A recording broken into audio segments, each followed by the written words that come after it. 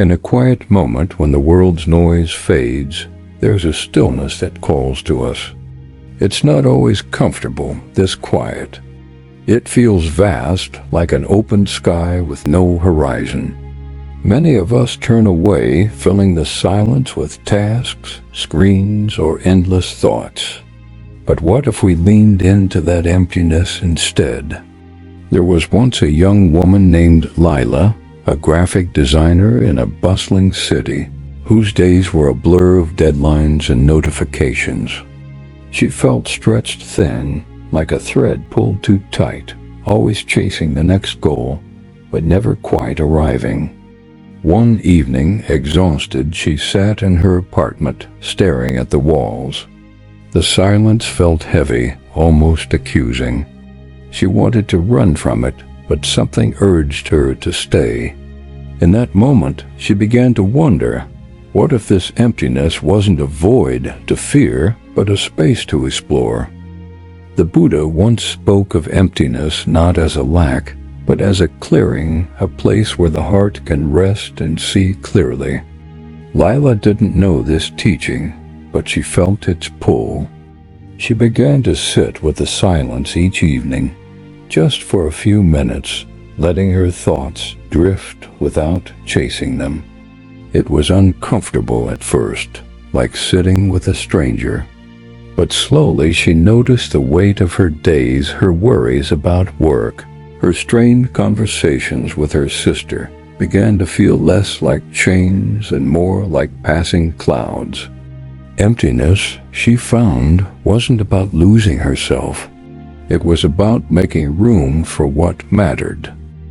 This is the first step toward peace, to face the emptiness we all carry.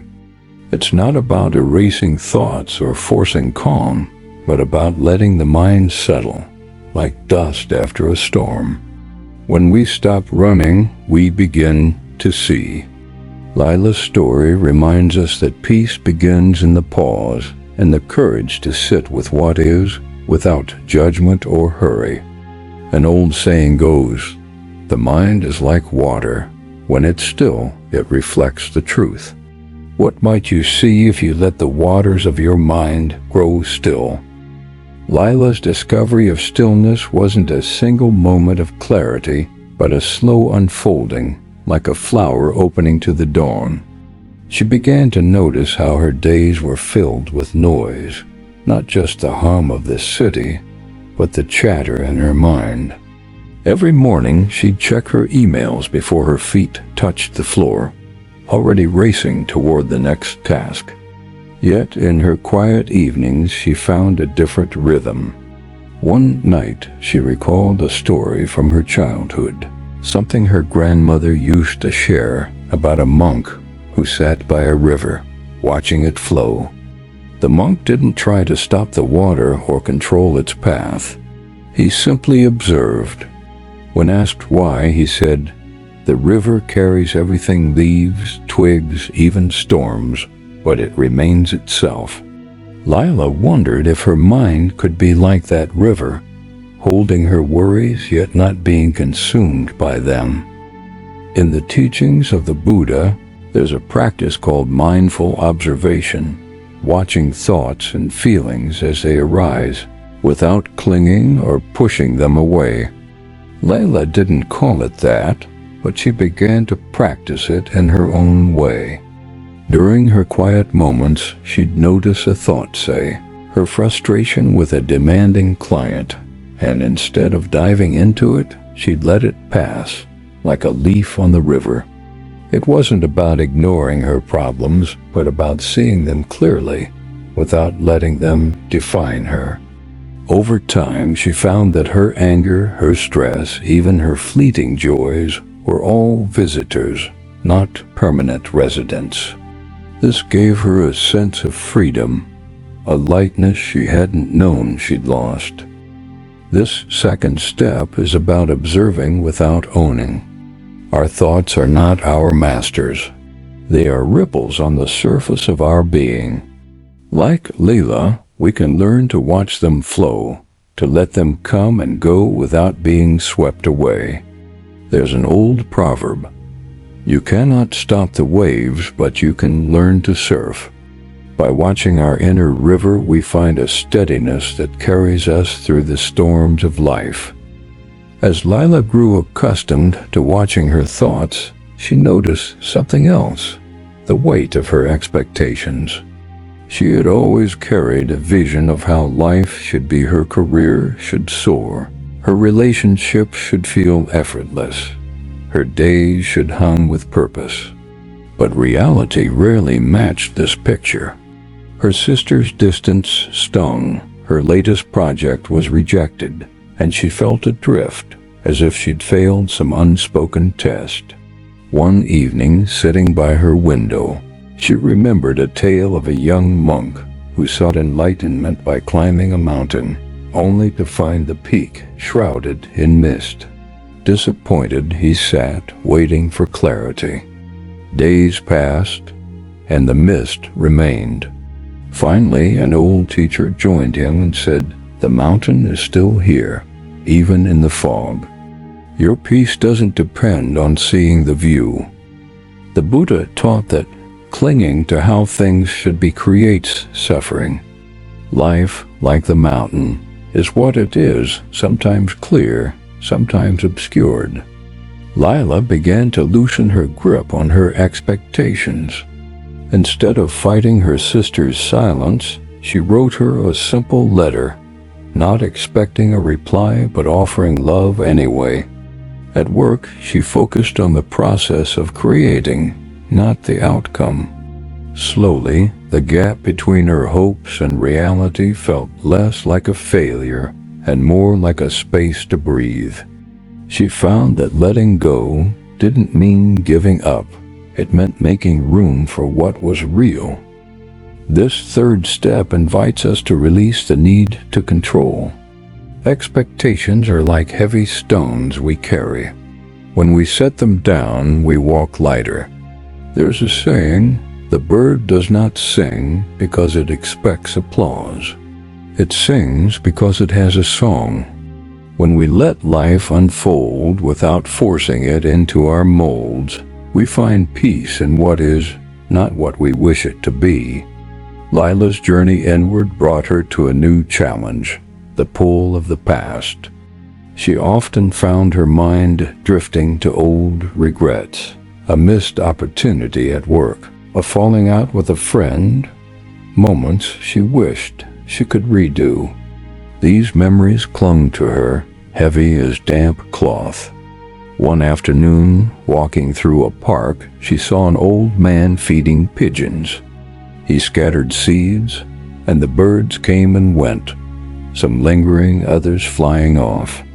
When a child ran through, scattering the flock, the man smiled and tossed more seeds. Lila watched, struck by his ease. It reminded her of a story she'd heard about a monk who carried a sack of stones across a river, only to set it down on the other side. When asked why he carried the burden so far, he said, "I only carried it until I realized I didn't need to." The Buddha spoke of forgiveness, not just of others, but of ourselves, as a way to empty the heart of old burdens. Lila began to see her regrets as stones she'd been carrying, not because she had to, but because she hadn't yet learned to let them go. She started small, writing down a memory that stung, a harsh word she'd said to her friend, and then, in her quiet moments, she'd imagined setting it down like a stone by the river. It wasn't about forgetting, but about releasing its hold. Over time, she felt lighter, as if her heart had more room to hold the present. This fourth step is about forgiveness, the gentle act of setting down the past. Regrets and grudges are weights we choose to carry, but they serve no purpose in the journey forward. As an old saying reminds us, holding on to anger is like drinking poison and expecting the other person to suffer. When we forgive ourselves, others, even life itself, we make space for peace to grow. As Lila learned to set down her past, she began to notice the people around her more deeply. Her sister, who had grown distant, was struggling with her own quiet battles. A new job, a move to a different city. Lila had once taken this distance personally, but now she saw it differently, like ripples in a pond caused by unseen stones. One evening she called her sister, not to fix things but to listen. The conversation was halting at first, but as they spoke, Lila felt a warmth she hadn't expected. It reminded her of a story about a monk who met a weary traveler on a dusty road. The traveler carried a heavy load, and the monk offered to carry it for a while. When the traveler hesitated, the monk said, "I don't take your burden, I only walk beside it." The Buddha taught compassion as a bridge between hearts, a way to see others suffering without being consumed by it.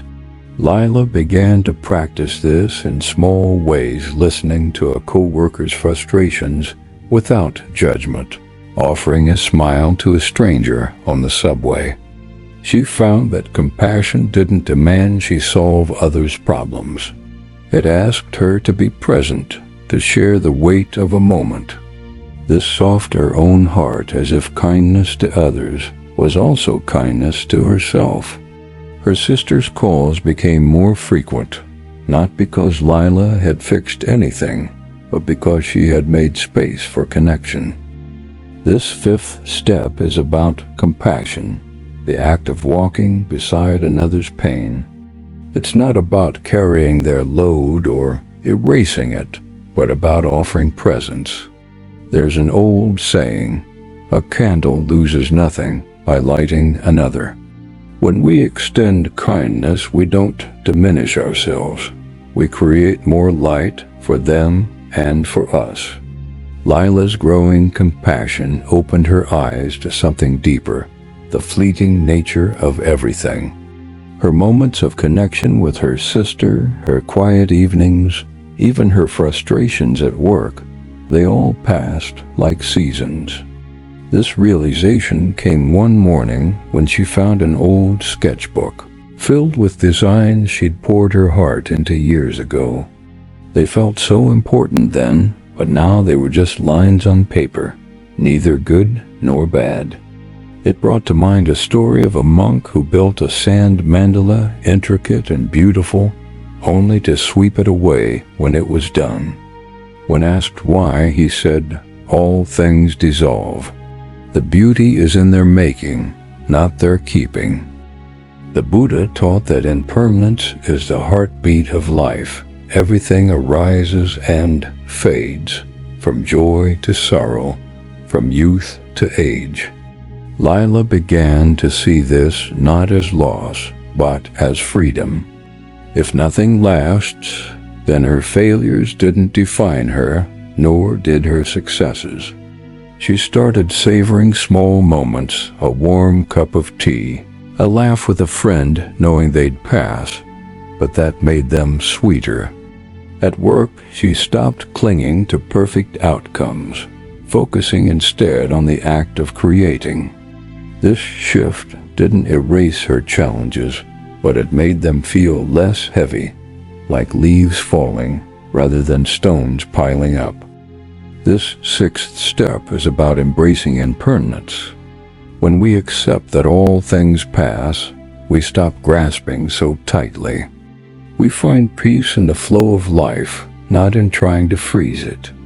An old saying goes, the river doesn't ask to keep the rain. It lets it flow. By letting go of the need to hold on, we open ourselves to the beauty of what is right now. As Lila embraced the flow of impermanence, she began to sense a deeper rhythm within herself, a quiet purpose that didn't depend on achievements or approval. She had always thought purpose meant grand plans, like landing a dream job or leaving a legacy. But now she found it in smaller acts, sketching for the joy of it, listening to her sister without an agenda, even tidying her apartment with care.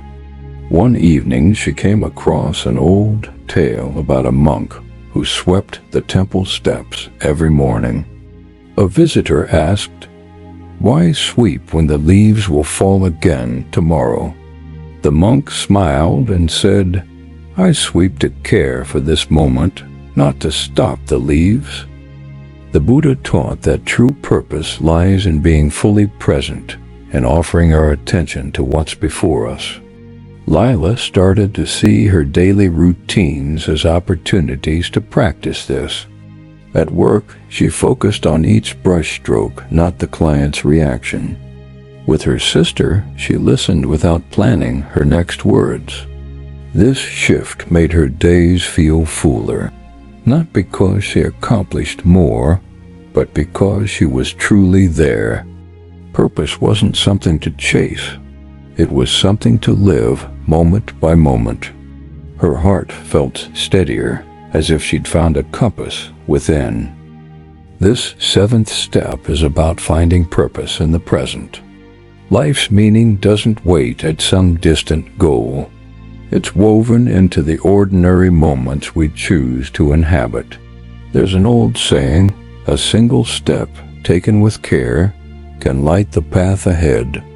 When we give ourselves fully to now, we discover a purpose that carries us through uncertainty.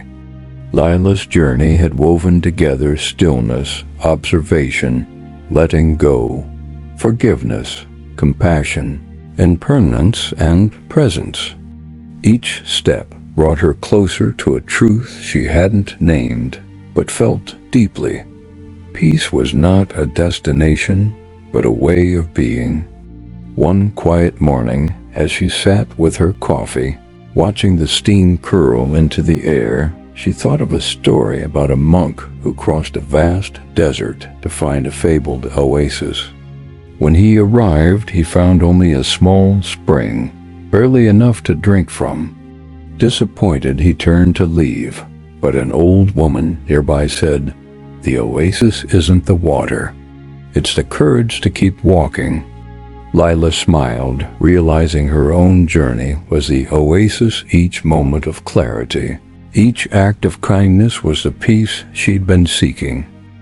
The Buddha taught that peace arises from understanding the nature of our own hearts. It's not found by escaping emptiness, but by embracing it as a space where wisdom grows.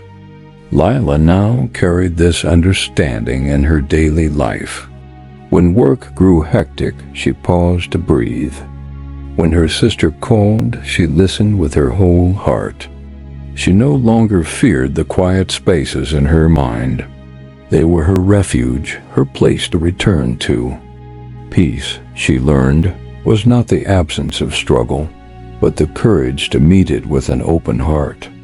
An old saying echoes this: the calmest harbor is the one you carry within. As you walk your own path, may you find that harbor, not by running from emptiness, but by stepping gently into it, one moment at a time.